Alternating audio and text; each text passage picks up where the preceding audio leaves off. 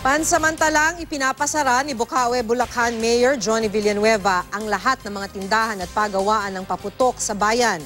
Pag-aaralan din daw ng lokal na pamahalaan ang pagpapaalis sa mga tindahan sa tabi ng MacArthur Highway. Kasunod yan ang pagsabog sa isang tindahan ng paputok na nagresulta sa sunog kung saan 2 ang namatay.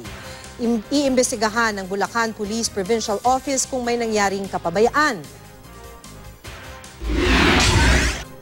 Sa drone video na ito, nakuha 8 oras matapos ang pagsabog at pagsiklab ng sunog sa mga tindahan ng paputok sa Bocaue, Bulacan.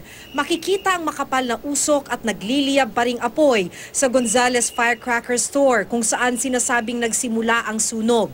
Sa kalagitnaan ng pag-apula ng mga bumbero sa apoy,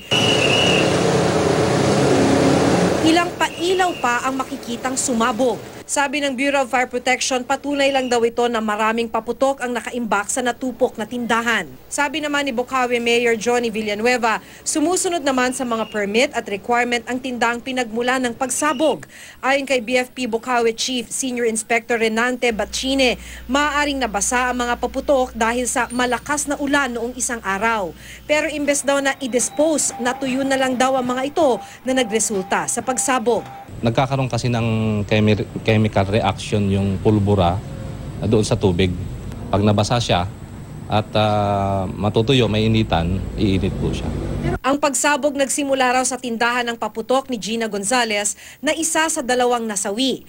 Tumilapon si Gonzales mula sa kanyang tindahan papunta sa kabilang dako ng kalsada.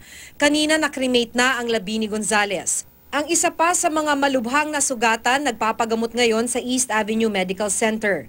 Isang bumbero naman ang nagdugo ang tenga matapos ang malakas na pagsabog. Nagpapagaling na rin ang iba pang nadamay sa pagsabog. Agad namang nabuksan ng mga otoridad ang MacArthur Highway matapos maitabi ang mga sasakyang nadamay sa pagsabog, kabilang na ang mga nasunog na truck, jeep at tricycle. Ang mga tauhan ng Meralco agad na kinumpuni ang linya ng kuryente na naapektuhan ng insidente at agad pinalitan ang mga nasunog na kable. Dahil sa malakas na pagsabog, pansamantalang ipinapasara ni Bocaue Mayor Villanueva ang lahat ng tindahan at manufacturing plants ng paputok sa lungsod.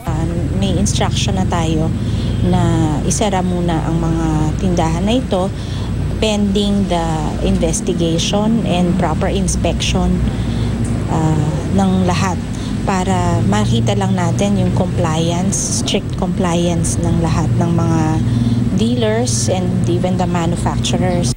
Hindi pa masabi ng alkalde kung hanggang kailan ito. Pinag-aaralan na ng lokal na pamahalaan ang pagpapaalis sa mga tindahan ng paputok sa gilid ng MacArthur Highway.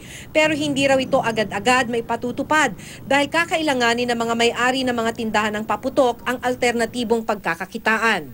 Nababahala rin daw ang alkalde sa posibilidad na magpatupad ng nationwide ban sa mga paputok kung saan maraming kabuhayan ang maaapektuhan.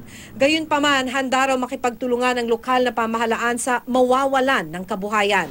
Nakatakda namang magsumite ng executive order ang Department of Health sa palasyo kaugnay ng regulated use of firecrackers. Sa susunod na linggo, magsusumite ang kagawaran ng draft para sa nasabing EO. Inaasahan daw nilang maaprubahan ito sa darating na Nobyembre.